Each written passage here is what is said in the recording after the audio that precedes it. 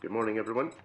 Welcome to the Education Committee of 28th September, and I will start with the usual agenda to ask for requests or apologies for absence. I think there may be Councillor Wallace. John, have you received others? No, I haven't received any others. Oh, sorry. I believe Councillor O'Donnell was at the COSLA convention, as is Councillor Buchanan. Okay. I was looking after her granddaughters because of the strikes. Oh, right. Okay. But I believe Evelyn's online. No? Yeah. Okay. Yes, indeed, I'm online. Sorry, my 101-year-old father had a very bad night and is not well this morning, so I didn't want to leave him alone in the house. Thank you. Excellent, that's fine. Thanks for letting us know, Evelyn. And okay, moving on to the next item, then, any declarations of interest? Anything? No, thank you.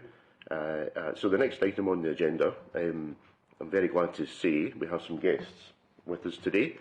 And these are going to be part of a series of spotlights, the key areas of education. And it's a very good opportunity for the committee to see these. So there'll be frequently, we'll have people come to us, present to us about things that are happening in education. So, very pleased to say we have Marilyn Brennan with us, one of our CIOs, and she has brought a couple of guests. Joanna Patterson, Emma Proctor from Carolside, welcome. And with you, we also have Cameron Gibb from East, who's one of our Eastwood pupils. Yeah, so yeah, we're going to have a short presentation, I think, from Marilyn first, and I'll hand over to Marilyn now. Thank you.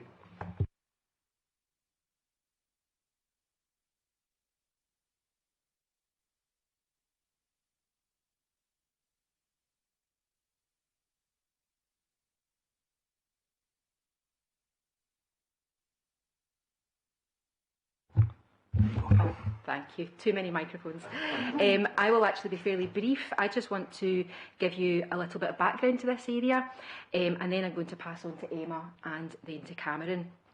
So nationally, as you'll probably be aware, foreign language learning is an entitlement from primary 1 up to S3, but in East Renfrewshire we actually provide pathways starting from nursery onwards and continuing to the end of secondary education.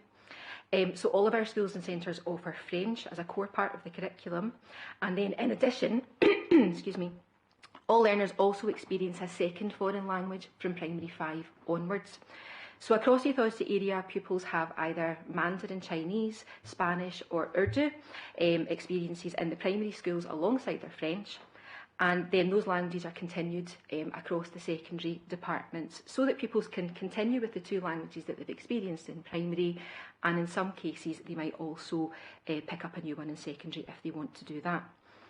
So in the primary sector, as you'll be aware, teachers have very many different curricular areas that they have to deliver and be experts in. So to support them, we've developed a network of teachers who are languages leaders. And we have between 1 and 3 languages leaders per school. And we bring them together termly for a range of purposes: professional development, sharing practice, and also to take forward aspects of curriculum improvement. And Emma is one of our excellent languages leaders. And so what that means is that every primary school has someone in, or at least one person in their team who's particularly strong around languages, and they support the rest of the primary staff team to provide those really high quality experiences. And also that helps us to build that consistency of experience for learners across the council area. One of our highest priorities is about making sure that language learning is relevant to young people and relevant to their lives today. I think we always need to recognise and keep in mind that language learning takes a certain amount of discipline and hard work. And so if we want children and young people to be motivated to do that and to stick at it, then making it relevant to them is absolutely crucial. So we want learners to understand how languages can help them in their own future lives and careers. We want them to be aware of the kinds of global opportunities that languages can open up for them, but also the kinds of opportunities that language learning opens up for Scotland as a whole. And then we also want them to have an awareness of the kinds of transferable skills that they're developing through the process of learning foreign languages. And then, of course, we do also want them to have fun, because really, if it's relevant and if it's fun, then they're going to stick at it, and we want them to keep going as lifelong learners. So really what that means is that all stages, not just in secondary but also in primary, we need teachers who have really strong foreign language skills themselves, but also that real enthusiasm and that depth of understanding around the benefits and the opportunities for learning, life and work. And I'll stop there because I could talk to you for a long time about the different things that we've been doing and the benefits of language learning, but I think it's far better for you to hear directly from, first of all, Emma Proctor, one of our excellent primary teachers, about her experiences as a language leader, and then Emma will pass you on to Cameron, who's going to tell you about some of the learning experiences that he's had recently as part of an exchange project with a school in Spain. Okay, thank you.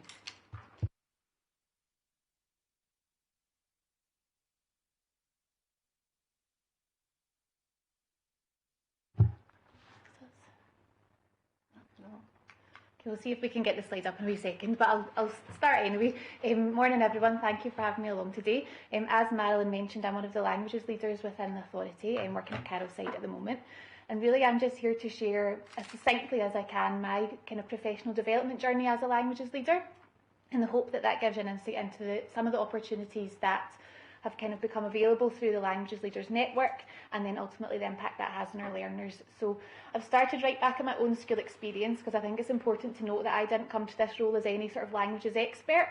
I took French to intermediate 2 at high school, and no further at that point, just due to the career path I was looking at the time. So I came into the role with an interest in teaching French, but feeling like, I was no expert and quite anxious about stepping into the role. So coming into the network, I realised straight away that I was in a really supportive place, and the network itself has proven to be a really valuable learning experience in itself, somewhere that I've been able to address my own development needs, so that then I'm equipped to support colleagues back at school with my fellow languages leaders. So as within the network, we've worked to develop the kind of primary 6 and 7 curriculum in terms of French, and bringing more relevance to that for the children. The collaborative nature of the network and the support from the department, from Marilyn and Joanna, has been really vital. I think without that, it's not a job that we could have tackled. So it just kind of proves the important role of the network. As well as developing the P6 and 7 curriculum, we've also been supported to kind of look at French and languages learning across the whole school, but in a way that's more relevant to our own settings. So for example, in Carolside, we were encouraged and supported to look at how we might develop languages within an inquiry-based classroom, and that was something we were then able to share at the network meetings. And similarly, we were able to hear from other colleagues in other schools who had kind of looked at how they could develop languages and make it more relevant in their own setting, and in a way that was relevant to their own learners. So it's been a great place to be able to share and hear and learn from each other. So as well as the network in itself being that great sort of professional development opportunity and learning opportunity, it's also opened doors to kind of other opportunities along the way. So the first of these to mention was a French immersion course in Cannes, which I was lucky enough to take part in with the network. And that was a week of just really rich learning that gave me so much relevant kind of practical advice that I could take straight back to class, and also to share with colleagues at school with my fellow languages leaders. And then kind of moving on from that, having been really inspired by the work of the network and by my trip to Cannes, I was kind of feeling like I had this momentum going, and I wanted to develop my own French skills further in order to kind of impact the learning of my pupils. And I think had I been left to my own devices, I would have gone out into the community and kind of gone to a French class, which I might have learned a bit from and maybe brought a bit back into class. However, I was able to speak with Marilyn about my kind of own personal goals at that point, and she suggested the Open University TELT course, which I was able to take part in last year. So that course had a language strand and a pedagogy strand. So it was just such a more relevant experience and opportunity for me, because it was then impacting my classroom practice much more than a course if I'd kind of just joined a French class outside of school, much more than that could have done. So it was great to have that support of the department and being able to find the right pathway for me to then impact my learners on that journey. So kind of where I am at the moment, I finished that course before summer, and now it's kind of looking at, well, how do I then use that learning again with a new class, and how do I then share that with colleagues across the school community. So I think for me, thinking about my journey, it's quite easy to think about how the learning, you know, from somebody who didn't come into this as a languages expert, how the learning that I've been able to kind of take part in would impact pupils. But I think that became clearest to me, first of all, through just the enthusiasm I was seeing from pupils, probably enthusiasm that I have to admit I hadn't seen quite before in maybe the way that I was teaching French myself in the classroom. And, you know, the conversations they were taking French out into the playground, sharing it with other adults and pupils from other classes. But then actually the comments parents were making at parents' night about French and how excited they were to hear their children coming home and using the French language that they'd been learning and showing that they were enjoying it and having fun. One parent in particular was French herself, and she had said to me that she'd never really she hadn't focused too much on her son learning French because he hadn't shown much of an interest. And she felt she was now starting to get a kind of way into that because he was coming home from school quite enthused and excited about French. So I thought that kind of showed the impact in that way. So I know this has been a very quick whistle-stop sort of tour of my journey, but I hope that just gives you an idea of how important the Languages Leaders Network's been, how it can kind of provide these opportunities to practitioners like myself, and then how that is having that impact on our learners. So I'll now pass over to Cameron, who's going to share his experiences as a pupil. All right. So, good morning, everybody. As Mrs. Brennan and Miss Proctor mentioned, my name's Cameron Gibb. I am in S4 at Eastwood High School, and I'll flick on one. It's moved, it just takes a second. That's the wrong slide. Is it this one? So last year in third year, we were given the opportunity, both Spanish and French classes, to take part in an exchange trip through a funded scheme called Turing. I take National 5 Spanish, so I got to go on the Spain exchange. So kind of starting off from the very start, when it was first mentioned, it was kind of a no-brainer to me to kind of put my name forward for many reasons, thinking it would, you know, develop my Spanish, and then also just the opportunity to go on a trip to Spain with your friends is something that you're never going to turn down. So there was limited spaces, and I was lucky enough to get to go, which was great. So the exchange started very early. It was before we even found out who was going. Both the French and the Spanish school had sent us videos talking about themselves, talking about their own school, and we got shown both French and Spanish classes at Eastwood, got to see all the different foreign pupils' videos. And then once we found out the group of us who were going on the trip, we then took part in multiple meetings at lunchtimes and sent some of our own stuff over to Spain. So that included things like postcards with famous Scottish landmarks, and we were tasked with writing a bit about ourselves, a bit about Eastwood, and a bit about the landmark that was on the postcard, as well as we each had to make a different Scottish food and take pictures of the food and describe it and send that across. So we never really heard how that was received in Spain, but I'm sure that it was intriguing to them, seeing some of the stuff. And then on to the actual trip. So I've got a slide here with some different pictures that I was just going to talk you through. So up the two pictures on the top left, that's the first day, and then to the right of them was our second day, and then at the bottom I think that's a mixture of day 3 and day 5 on the trip. So I'll start by talking about the ones at the top left. So that was our first morning. We went to a farm on the outskirts of Valencia, and the lady who owned the farm spoke to us for an hour or so about how things work on her farm and the different produce that she grows. And the one thing I found really interesting that day was we got to learn about how they source their water in such a dry country.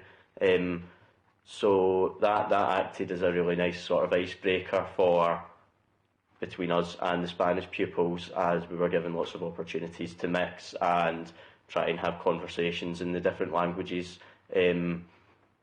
which was an experience I really enjoyed. Then both day 2 and the pictures at the bottom.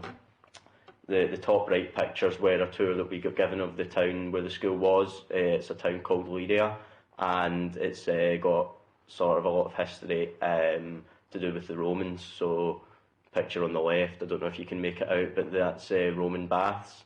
And then the picture on the right is an old sort of church in the town.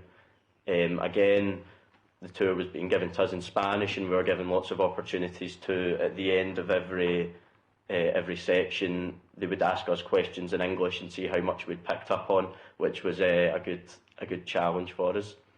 And then the pictures at the bottom, you've got the market in Valencia, church, and then we actually got a tour of the city hall, and that is the sort of city chambers and the mayor's seat in there. So to kind of sum up, I want to talk about just the overall benefits with the language. So I found the trip incredibly beneficial from the sort of first hour spent in the country just talking to like a bus driver that was taking us into Valencia, to sort of meeting the pupils over there and having lots of opportunities to mingle with them and make friends, to just the sort of responsibility of being out in a foreign country on your own and having to order food and buy things in shops and all the different experiences that we had over there. I found really, really helpful for myself to sort of develop my Spanish. Spanish was always something that I was relatively enthusiastic about. I always enjoyed it, but the trip has sort of made me see the benefits of what speaking a foreign language can do and the sort of opportunities it can open up. And I can confidently say that it has sort of motivated me to want to take Spanish further than National 5 and want to take higher and maybe even further than that, and sort of look into a line of work or university courses, that kind of thing, that involve Spanish. And I can honestly say it is, a lot of it has came from the opportunity that I was given to take part in this trip.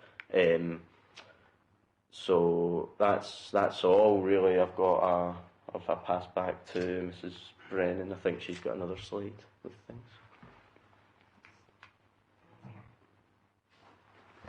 Thank you, Cameron and Emma.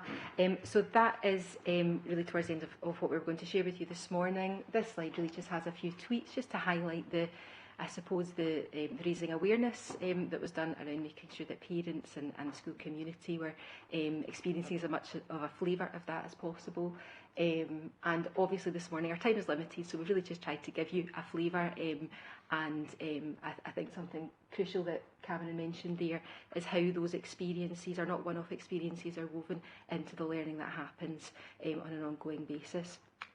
And I'll finish, just leave you with a few quotes from other pupils that took part in that particular experience. Those are maybe a wee bit small, but I would like to emphasise, I suppose, the equity that's important as part of our language learning experiences. There's one comment there from a pupil who's mentioned getting a chance to go abroad was one of the most positive aspects, because they haven't had the opportunity because they live on a farm, which can't run without the family present.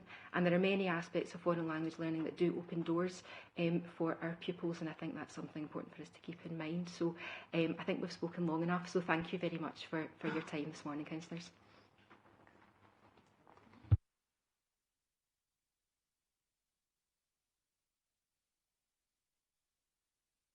That was excellent. Thanks very much. Did any members or anyone have any questions that you'd like to ask at all? Des? Thanks, Chair. As teacher's representative and a former primary teacher, teachers of French for 3 years, I can't help but come in and pass comment on what's happened. And thanks, Marlon and Emma and Cameron. I mean, it's fantastic to know that these opportunities are available for language teachers, especially now in primary as well.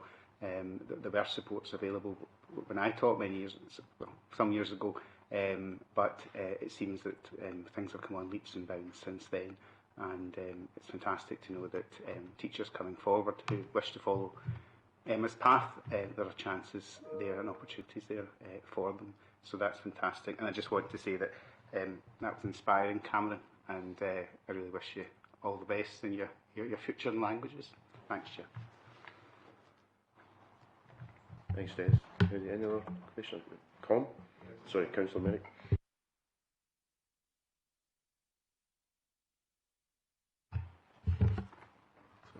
Thanks to Marlene, Emma and Cameron for sharing that with us, because I had no idea this was going on. Fantastic, and I like Cameron being honest enough to say you never give up the chance to go to Spain with your buddies, you know, but it'll have been more developmental than that. That's absolutely fantastic, great opportunity, and I hope you keep that up. And Dorothy might actually speak to you in Spanish now. Thanks again. I won't speak to you in Spanish, Cameron. I just wanted to know who won the football match. The Scotland versus Valencia. I'm only kidding you. Was it good? You enjoyed it? It was, yeah. That was something that when I came up on the other slide, I'd forgotten to sort of mention. Yeah, it was. That was another really good sort of experience. That was towards the end of the trip, and it sort of summed up how kind of like not close, but how. You all just jailed together? Yeah. We all got on very well, yeah. That was tremendous. It really was tremendous what we heard this morning. Quite inspiring, as people have said already. And I'd just like to echo what they've said in wishing you, Cameron, and you, Emma, and you, Marlon, great success in the future. It does your heart good to hear what's happening, and I'm quite jealous. Well done. Absolutely. Thanks, Dory. Councillor Pragman? Thank you all. Thank you all for that great presentation. I'm a former pupil from an East Renfrewshire school, and French was just introduced when I was at primary school, but it wasn't introduced until primary 6. So I'm so glad to see how it's come on leaps and bounds since I was at school, and I still think I'm relatively young and remember my school experience. But it's great that you've been supported, Emma, for the OU. I did an OU degree, so I know how well that works, and how having a network around you from the OU as well of other teachers, and how it focused specifically on you as a teacher. I think that's really important, and as you said, you probably wouldn't have had the same benefit if you had done a class outside. So I just want to wish you all very well for the future, and maybe if we could have an update in the next couple of years to see how it is going and how the language leadership programme is progressing, that would be great. Thanks, Councillor Pragman. Mark, do you want to comment on the update part of it? Is it possible? Yeah. Very happy to incorporate sort of updates like that. It is part of a sort of wider strategy, as the convener was saying, to have a number of spotlights through the year at the different committees where we highlight different aspects. We tend to focus a lot on sort of literacy and numeracy, and that's understandable, but what we're hoping to try and do is make sure we look at some of the broader aspects of the curriculum and achievement that our young people need to experience for that success in terms of opportunities. So happy to do that. Thank you. Can I ask Cameron a quick question? Sorry, folks, I know that. No, it's just actually in terms of, has it expanded your horizons in terms of your own consideration, like where you know, having a language, additional language, would you, career-wise, does it change your perception of what you may be able to do yourself? Funnily enough, I was actually talking to Mrs. Brennan about this outside. Like, I remember being on the phone to my mum on the trip and kind of saying, like, I think I could just stay here now. I could quite happily live here. And her being a bit like, oh, well, thanks very much. Nice to hear you're missing us. But yeah, I came home and I'd kind of been talking to my dad, because obviously I'll be choosing my higher subjects around February time, and it is sort of that kind of time for me where you're thinking about what you want to do after school and what line of work you're looking into. And I'd been considering a few things, and then I came home and said to my dad, I think it'd be really cool to go and choose a subject to do further, and then also keep up a language, in this case for me Spanish, because the trip has kind of opened a whole other horizon for me that's made me think it'd be cool to become fluent in that language, and then it kind of doubles your opportunities if you can speak double the languages, and maybe at some point end up working in Spain, if not Spanish relations, that kind of thing. So yes, it has sort of inspired me in that sense. Excellent, Cam. It's a very good answer.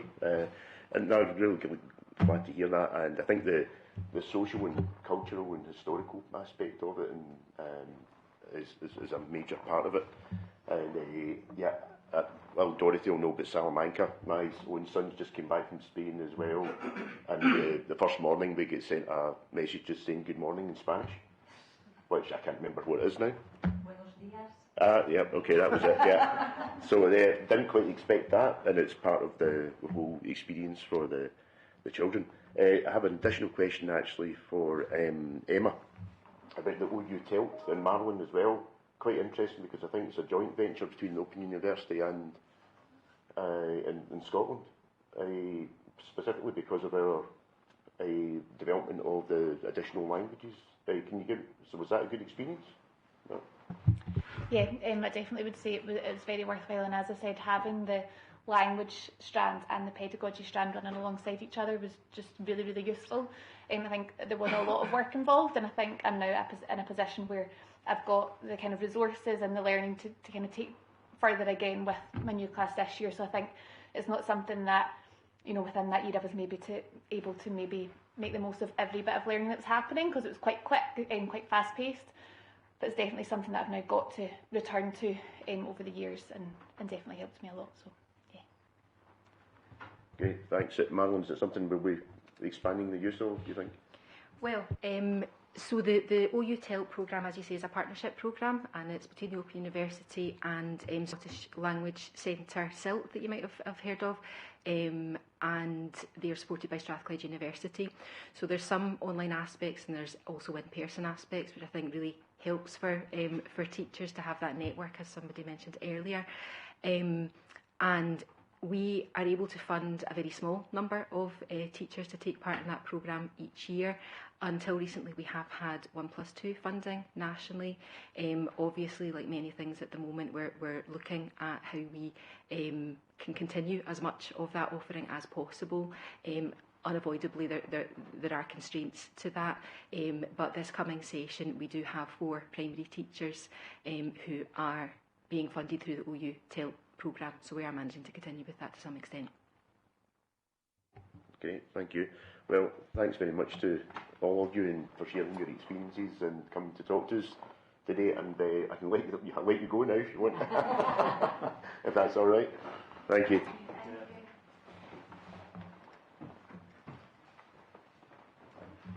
Okay. Thanks, folks. So we'll move on to item 4 now on the agenda. This is a progress report on the priorities associated with the National Improvement Framework. It's worth mentioning probably it's the next few papers before we get to the West Partnership, at the end papers. I think there's a theme and a structure to this that I think you'll see as we go through it, in terms of equity and funding and strategic pupil funding and all of that kind of thing. And these are all going to be taken by Janice, I believe. So I'll hand over to Janice now. Thank you. Thank you, Convener. The purpose of the report is to update Education Committee on the Education Department's implementation of the priorities associated with the National Improvement Framework, or NIF for short. On the 6th of January 2016, the Scottish Government launched the NIF for Scottish education. The framework is intended to drive both excellence and equity in Scottish education and is reviewed annually. The 2023 National Improvement Framework and Improvement Plan was published in December 2022.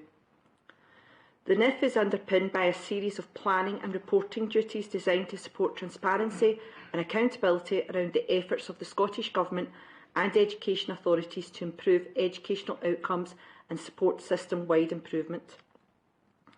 The priorities set out in the NIF mirror our own aspirations as set out in our Local Improvement Plan 2023-26, excuse me, our Strategic Equity Plan and the West Partnerships Improvement Plan, and indeed schools' very own pupil equity plans. The annual Standards and Quality Report provides evidence of how the Department and schools strive to raise the bar for all learners, at the same time reducing the inequalities of outcome experienced by our more disadvantaged children and young people. The report also sets out the progress we have made against 5 national priorities as set out in NIF. The Department evaluates its progress annually to identify strengths in current provision and areas where further improvement is required. Evidence gathered from the self-evaluation and evaluations of services in schools by the Department's Quality Improvement Team, Education Scotland and Care Inspectorate are used to identify the steps which need to be taken to secure continuous improvement. Evidence for the report is gathered through a range of activities, including performance and questionnaire data, reports on schools and nurseries from the Quality Improvement Team, thematic reviews by Education Scotland, reports on early learning childcare settings by the Care Inspectorate, reports on early learning childcare settings and schools by Education Scotland, and school and service improvement plans as referenced previously via our Standards and Quality Report. I mentioned the 5 key priorities. These are placing the human rights and the needs of every child and young person at the centre of education, improvement in children and young people's health and well-being, closing the attainment gap between the most and least disadvantaged children and young people, improvement in skills and sustained positive leaver destinations for all school leavers, and improvement in attainment, particularly in literacy and numeracy. The appendix provides the report and details the progress we have made against each of these 5 key themes. Highlights include the range of training opportunities and professional learning in relation to children's rights, the continued commitment to support children and young people's well-being and education, the progress and signs of recovery as demonstrated in developmental milestones and P1 baseline data, and the high levels of attainment in literacy and numeracy in the broad general education. In conclusion, a relentless focus by the Department and schools to raise the bar for all learners and at the same time reduce the inequalities of outcomes experienced by our more disadvantaged children and young people has continued despite the challenging legacy of COVID-19. Education Committee is asked to note and comment on the Education Department's progress in implementing the 5 priorities associated with the National Improvement Framework. Thank you. Thank you, Janice. Do you have any... Sorry, I'll just check as well. We're asked, I think, to note and comment on the paper. Do we have any comments or notes from members with regards to the National Improvement Framework?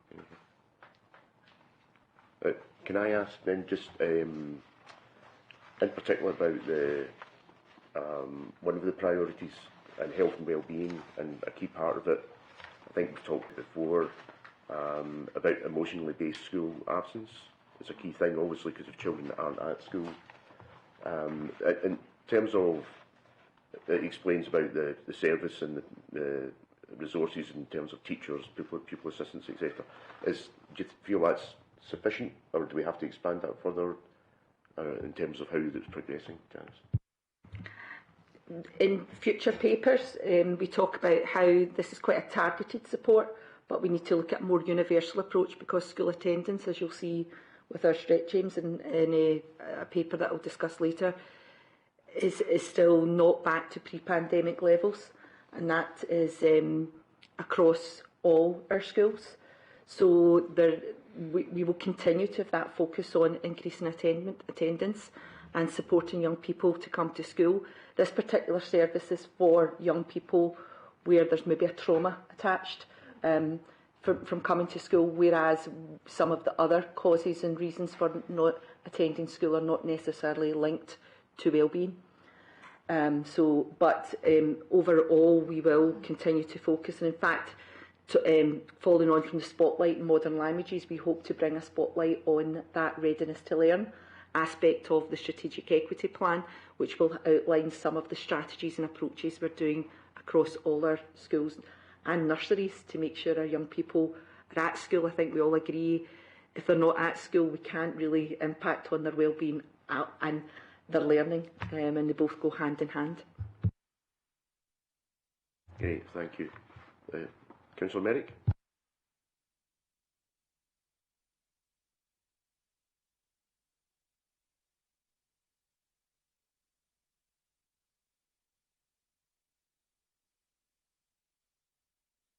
lots of hard work that has gone into it, making it as easy for me to understand as that's possible. Page 12, you mentioned signs of recovery from the impact of COVID-19. Is that what we see in the graphs, where that looks as if it's levelling off or something, hopefully? All our young people have made progress in the broad general education. The gap's not necessarily closed, but I think they've all made progress, which is comforting and positive. But I think our ambition is still to close that poverty, or reduce it. I think we're realistic about all the different aspects, including trauma and attendance, that factor on attainment. But we are seeing some signs of recovery. And those are reflected in those charts where, and the next paper, which talks about the progress of the strategic equity plan, that actually shows you that yes, in some measures we have met those aims, but in others we've still got a wee bit of improvement. But that's not to say that we've not made progress, just not at the rate or the pace that we would want. Yes, it's not getting worse, that's the point. Absolutely. It looks like it's turning the corner, which is great, because obviously it's a while yet before COVID works its way out, before we know how much harm that did.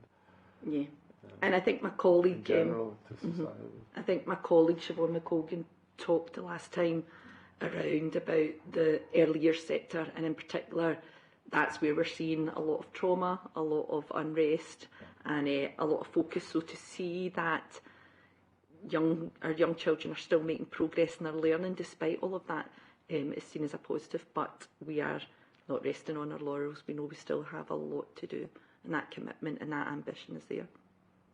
Thank you. Thank you, Councillor Merrick. Any other questions or comments?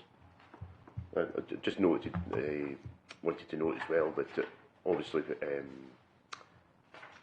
there is another item further on, let's just secondary attainment, 4th level, for example, that talks about the challenges in next step. One of them is delivering excellence through equity, i.e. the strategic equity plan, which I believe, well, if there's no other comments on this paper. Sorry to interrupt. Can I just ask Janice, what does she mean when she talks about trauma for nursery pupils? Sorry to interrupt. No, not at all. I think some of the biggest factor is that a lot of the children who are at our nursery just now were isolated with no contact, no social interaction, not leaving their homes, those things that you maybe take for granted, playgroups, health visitors visiting, even being out in the pram and sensing the wonder of the world.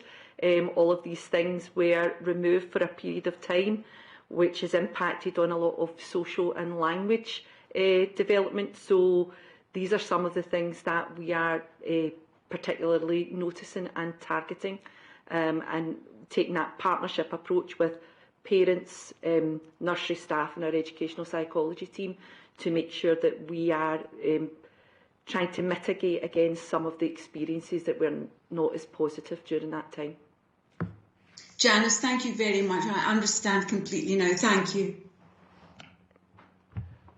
Apologies to everyone, I hadn't actually noticed you had your hand there up. Thanks, John, for letting me know. I'll keep an eye on that. Thanks very much, Janice. So any other questions or comments? No, I think we can move on then, possibly to the next item, which is just yourself again, Janice, the progress and impact on implementation of the Strategic Equity Fund Plan 22 to 26. Thank you. Thank you, Convener. The purpose of the report is to update Education Committee on the Education Department's progress in implementing the priorities associated with the Strategic Equity Fund SEF Plan 2022 to 2026. Education Committee will recall that the former Cabinet Secretary for Education and Skills set out in Parliament on 23rd of November 2021 the Scottish Government's plans for the next phase of the Scottish Attainment Challenge, herein known as the SAC Refresh. This was developed in consultation with local government and agreed by COSLA leaders. Education Committee approved in August 2022 the Department's Strategic Equity Plan detailing approaches to improving attainment, with a request to the Director of Education to bring regular reports to Education Committee on the impact and progress of its implementation. Local authorities were asked to set stretch aims for the Scottish Attainment Challenge, embedding these with existing local authority plans with a view to reporting annually to the Scottish Government as part of statutory plans and reports.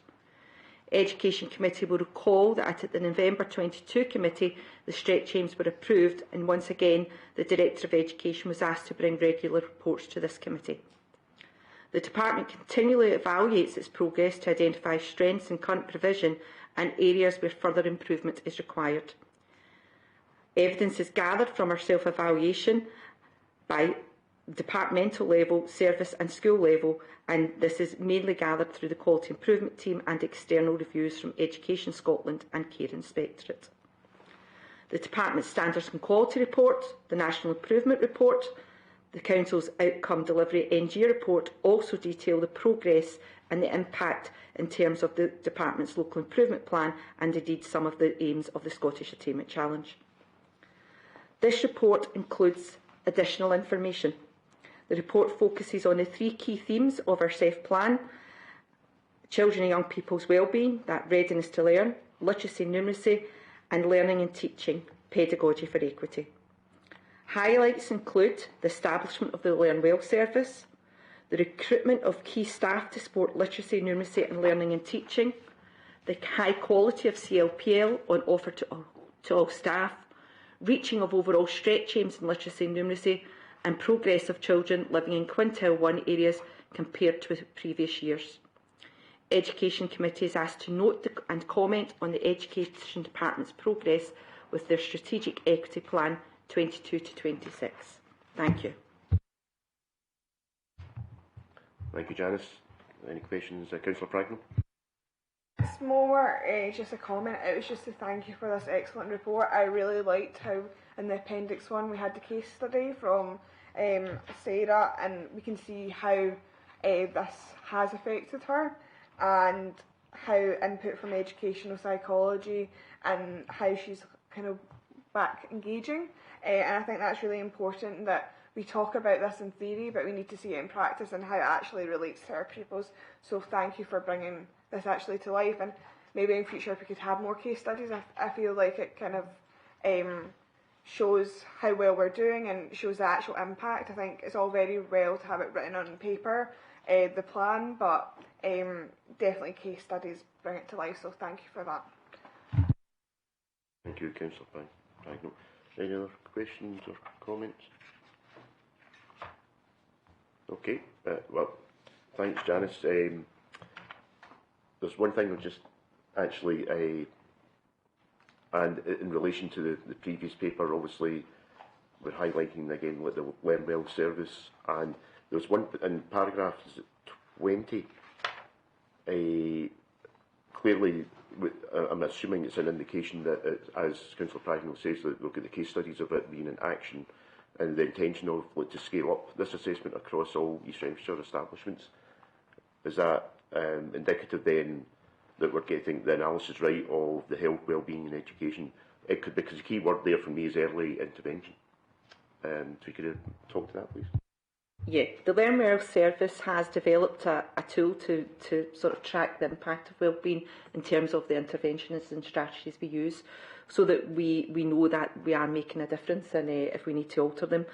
Obviously, the Learn Well service is a limited resource, and we have lots of children in East Renfrewshire, so there is plans to build that capacity within schools for staff to understand that tool, be able to use it, but also be able to provide those interventions and strategies at school level as opposed to a service. Because what we've got to be very, very mindful of is that the strategic equity funding, and you know that it's very limited, the money that East Renfrewshire has, but we only have that for another 3 years.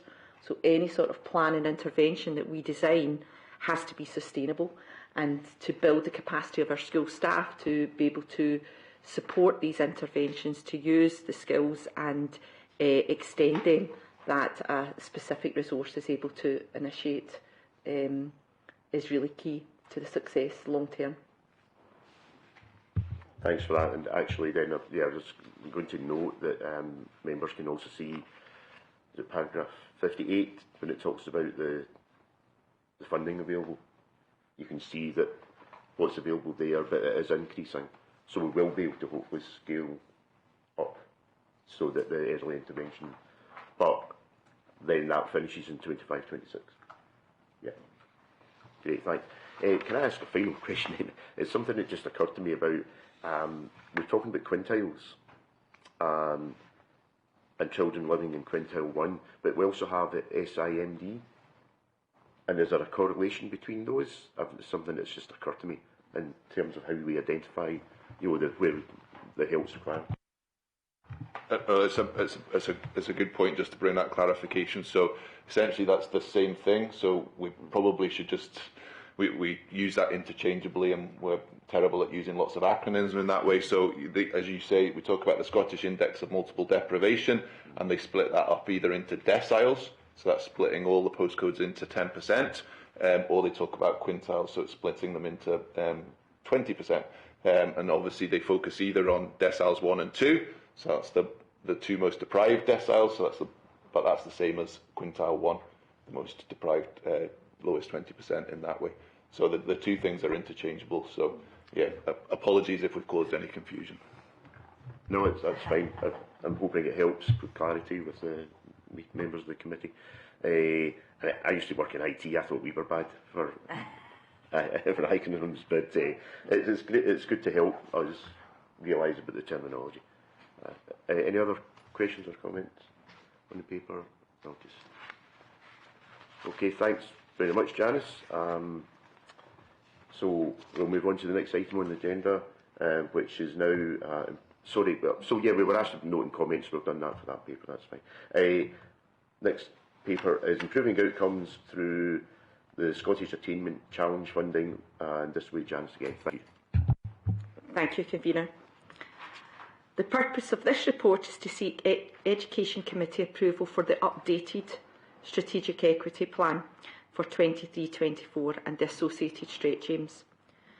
The Education Department's vision statement, everyone attaining, everyone achieving through excellent experiences, reflects the commitment and expectation that all learners will be supported to realise their potential.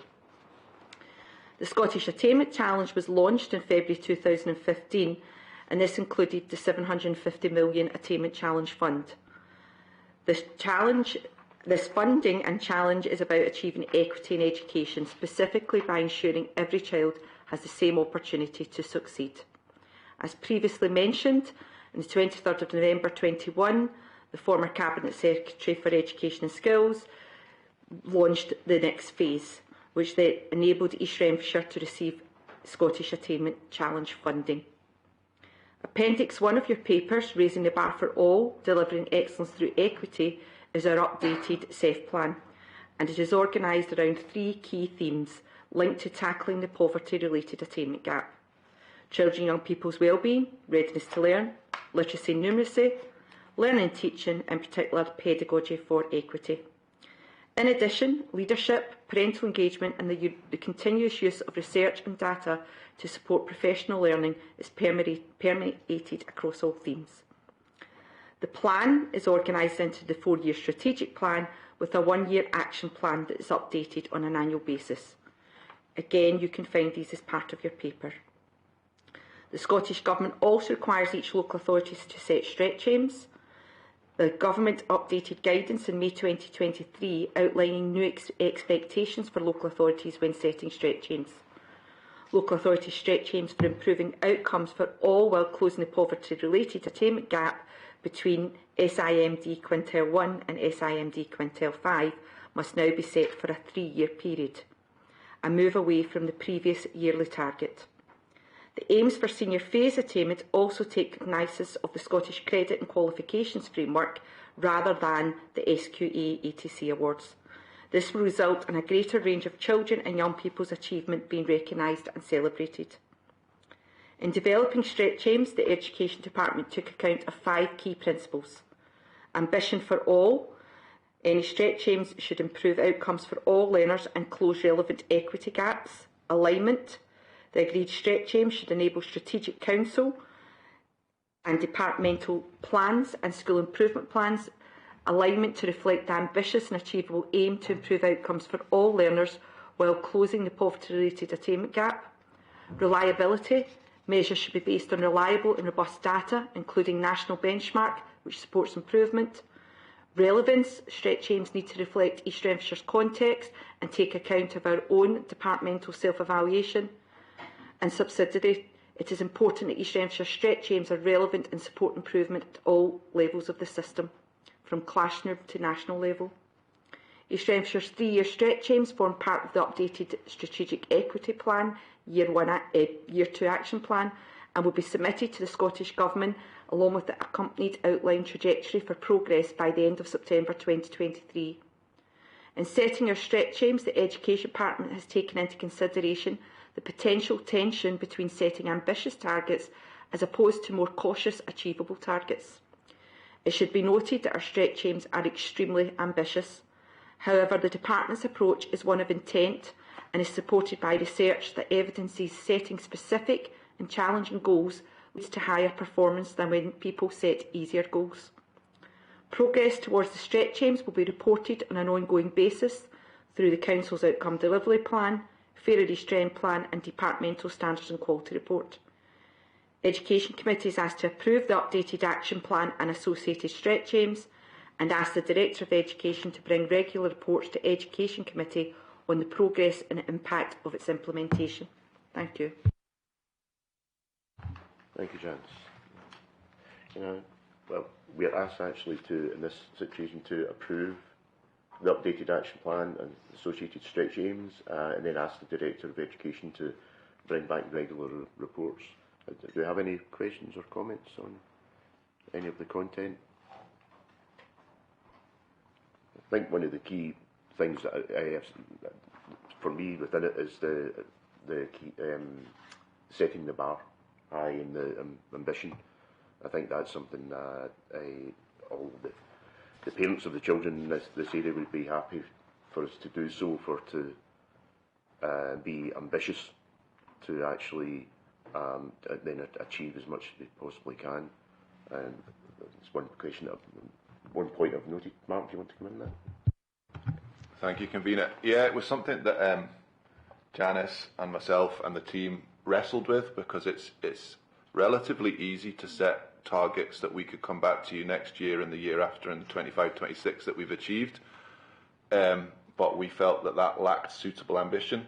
Many of the committee will know that I'm very into sort of sport and cycling in particular, and we talked particularly about Dave Brailsford, who was head of Team Sky, setting that ambition when that was set up in about 2011 to win the Tour de France. And at that point, that was considered a ridiculous aim, because no British team had ever done that.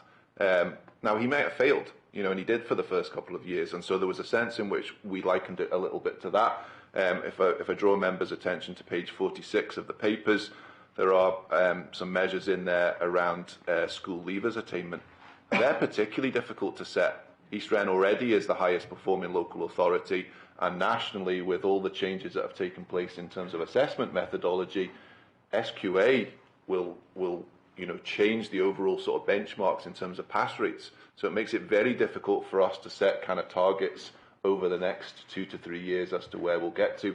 However, what we've done, as Janice summed up really well, is we would rather set those ambitious targets because we believe, and the evidence from research shows you that our schools are more likely to achieve that, or at least get very close to that, rather than set targets that essentially are very easy to achieve. So we have adopted that approach. It may be that we come back with some of these and we don't quite get to them. You've seen that in the previous paper with attendance. However, we would rather set that expectation of this is what we would want for our learners going forward. I hope that's helpful, Convener. I think it is. Thank you, Mark. Any other questions or comments? With regards to that, obviously, a key part of it also is that it's not just the stretch aims for setting the bar high for the children, the people that are successful. It's actually to also raise the level of the gap, and so that we're actually the children perhaps who need it the most will actually achieve more. to reduce that gap, whilst at the same time, you know, the other children who are able to can succeed also. So, just a final comment. So we're asked to approve the updated action plan and associated stretch aims, and ask Mark, the Director, to bring regular reports to the Education Committee. Are we happy to do so? Okay, approved. Thank you. Excellent, thanks. Janice, and on to your final paper, is now to review the actual impact of pupil equity funding. Thank you. Thank you, Convener. The purpose of the report is to update Education Committee on the impact of pupil equity funding in East Renfrewshire. In East Renfrewshire, head teachers have access to their school's full allocated amount of pupil equity funding and are advised to work in partnership with each other and the Education Department to agree the use of the funding. The Pupil Equity Fund resource must be closely targeted at those children and young people who are experiencing disadvantage, with consideration for the principles set out in national and local guidance. Appendix 1 details each of our schools' 2022-23 Pupil Equity Fund allocation. Pupil equity funding enables schools to deliver activities, approaches or resources which are clearly additional to funds devolved to them from the Council. As part of the Education Department's Quality Assurance activity, a thematic review of pupil equity funding was undertaken in March 2023. The review assessed the impact of PEF funding on children and young people experiencing poverty in East Renfrewshire. Evidence was gathered through quality improvement visits to all schools, together with the Department's LINK Education Scotland Attainment Advisor, peer discussion groups involving all head teachers, quality improvement officers and the Department's LINK Education Scotland Attainment Advisor, 2 parent-carer focus groups attended by parents from 7 of our schools, pupil questionnaires, a pupil focus group, analysis of attendance and exclusion data, analysis of curriculum for excellence and SQA attainment data, analysis of school leaver destination, evaluation of school level PEF planning and monitoring documentation and processes, and consideration of other relevant local and national review evidence, for example, East Renfrewshire's review of additional support for learning and Education Scotland's thematic review of pupil equity funding. The review focused on 4 key questions, which can be found in paragraph 12 of the report. Key strengths found included all schools have a clear rationale for the use of pupil equity funding, which is based on thorough knowledge of pupils, families and their needs in their local context. The proactive approaches to improving school attendance and reducing exclusions, which are supporting children and young people to overcome barriers to accessing education. The high attainment rates of children and young people living with poverty in East Renfrewshire compared with the attainment rates of children and young people living with similar levels of poverty nationally. Cost of the school day approaches are increasingly embedded into school self-evaluation, improvement planning and everyday practice. Next steps were identified for schools and education departments. These included for schools continue to improve the rigour of planning and setting achievable and measurable outcomes and targets, and the opportunity to review these throughout the school year and in particular linked to financial plans for full PEF allocations. The Education Department were asked to provide further opportunities for head teachers to share practice and support and challenge peers in the effective use of their funding, and to maintain a focus during regular quality improvement visits on the effective use of these monies and to ensure they're improving outcomes for children and young people affected by poverty. Education Committee is asked to note and comment on the progress made with pupil equity funding in East Renfrewshire Council. Thank you. Thank you, Janice. Councillor Pringle.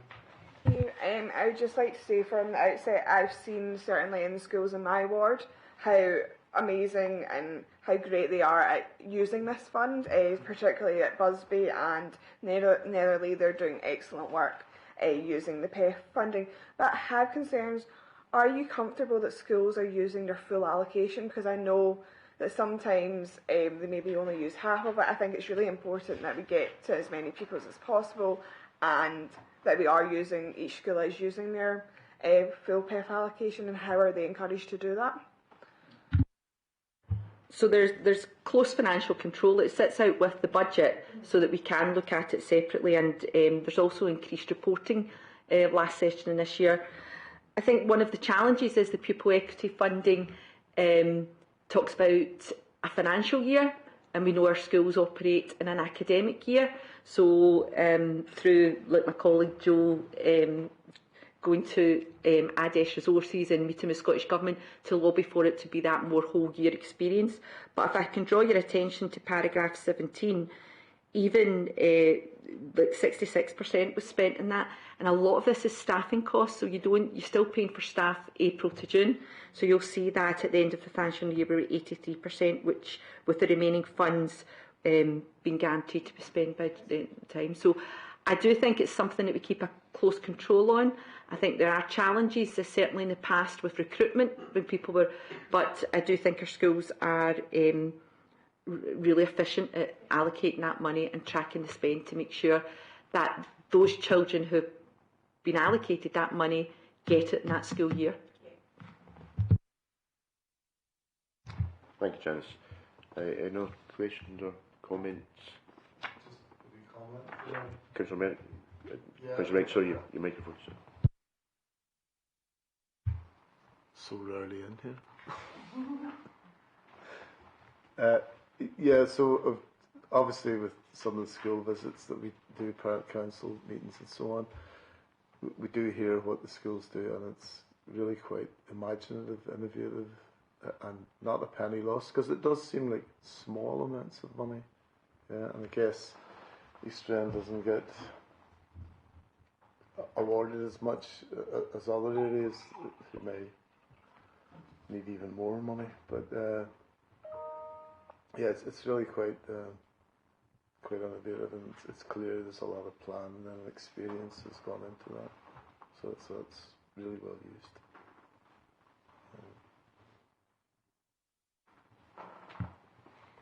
Thank you, Councillor Merrick. Just almost in relation to what both the councillors have mentioned there as well, I did note the Scottish Government website as well has like a advice or guidance on and it gives clarity on how head teachers can take the funding and deal with it. And I do believe there's actually flexibility as well, that in an instance where, so it's not, it is per child, from an area of, I think the criteria is school meals in receipt of that, but the head teachers apparently have flexibility if they feel that another child who isn't necessarily in that position, they can actually take the funding and allocate it appropriately.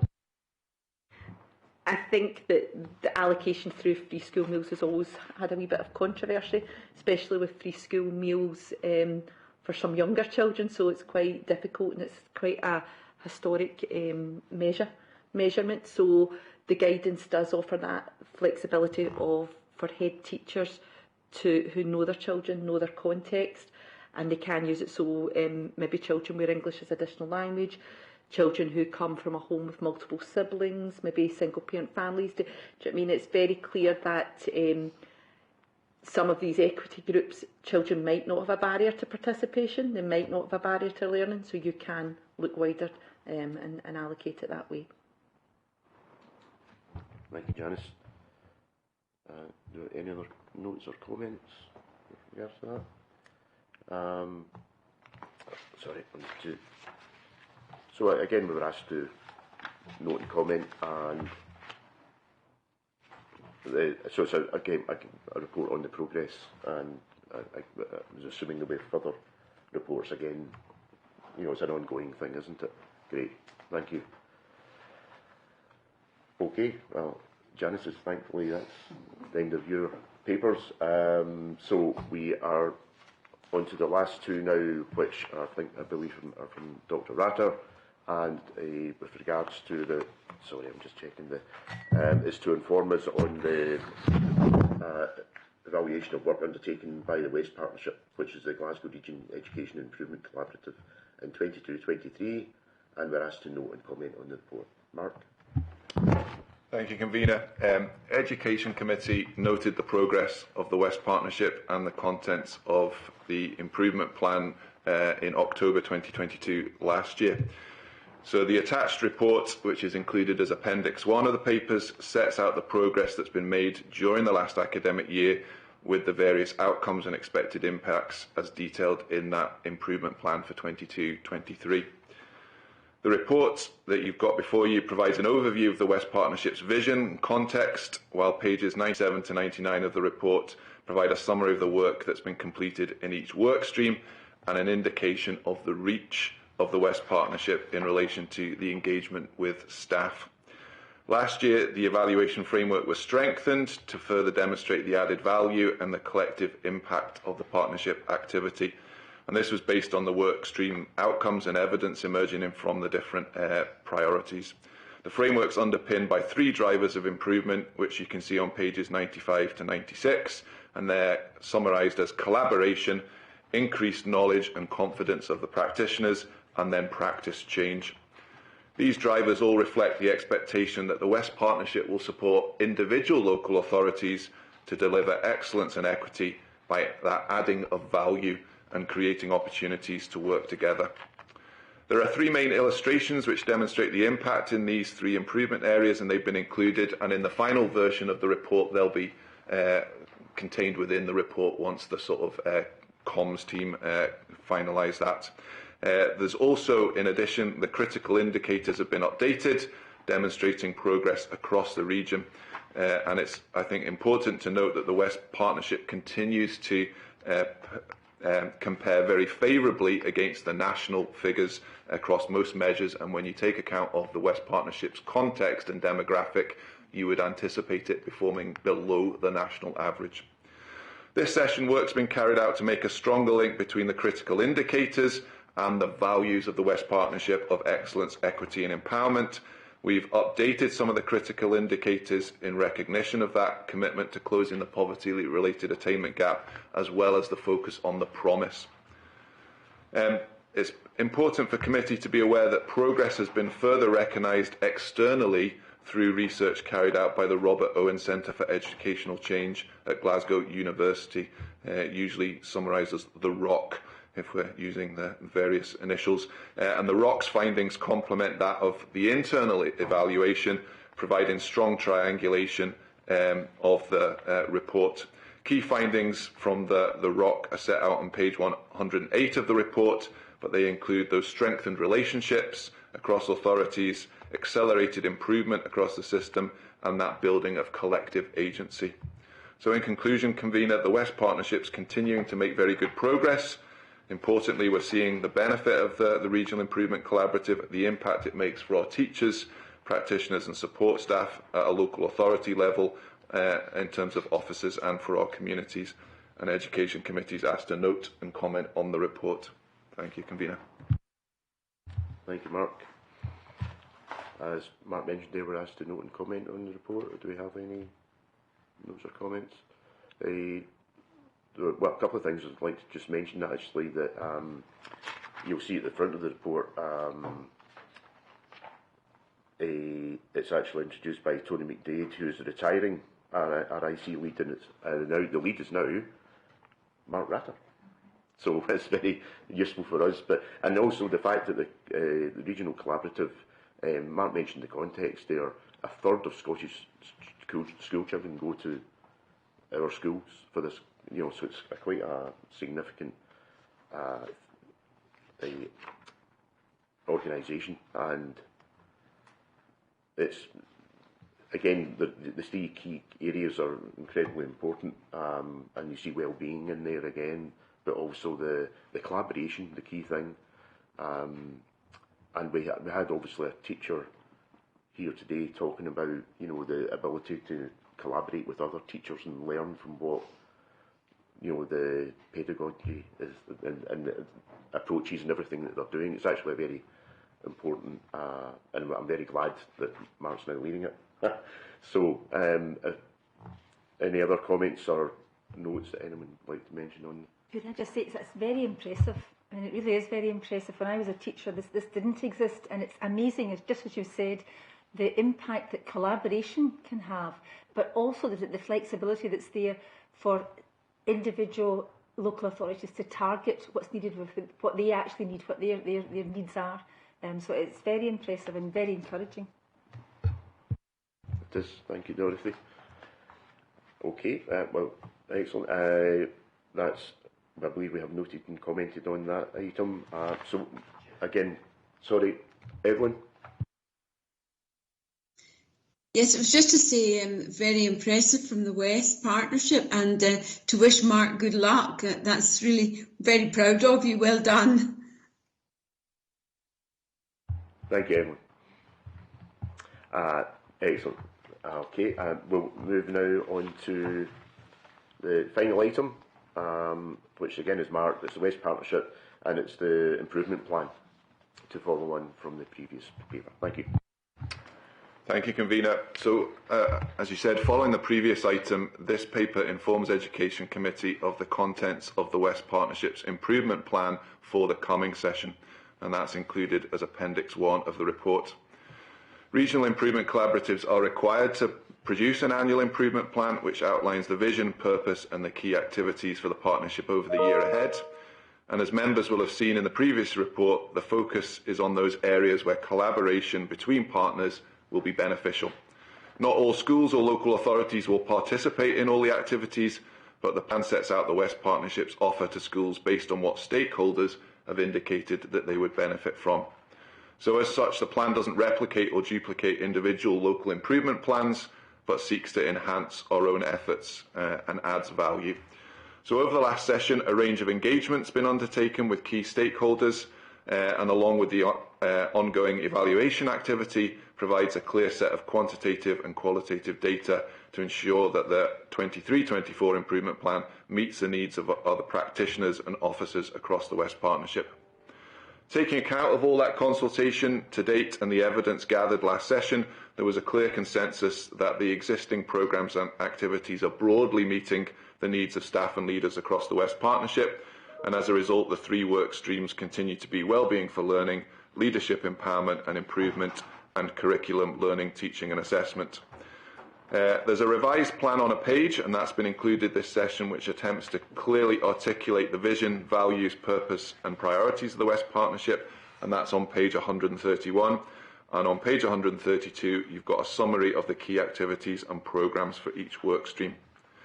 The plan was considered and endorsed at the last Glasgow City Region Education Committee on the 12th of September, with the recommendation that each local authority considers the report through its own local government arrangements. To assist regional improvement collaboratives in strengthening their approach to self-evaluation, making sure that they're genuinely having an impact, a draft framework has been developed, and that's been included at the end of the report from page 133 onwards.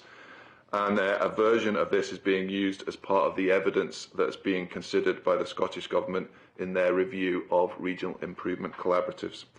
So elected members are asked to approve the report. Thank you, Convener. Thank you, Mark. I think that led on very nicely from your comments, Dorothy, about the collaboration and it's excellent to see Mark introducing it right at the start of the introduction. I think the fact that also there's still the keywords for me strengthen further, and I think the self-evaluation framework. I do know, you mentioned that the Scottish Government are doing a review of the Regional Improvement Collaborative. There's what, 6, I think, in Scotland. Is it that many? Yeah. And hopefully they can get some very helpful and positive feedback about the one which we participate in. And they can recognise the good work there. Is there any other comments or questions that anyone has on the improvement plan? I'd like to thank Councillor Pragnell for attending on my behalf at the meeting that Mark did for the first time. Yeah. So, any other comments? No. Okay. And I believe we're asked you just to approve the report. I'd be happy to do so. Thank you. And that's our final item, I believe.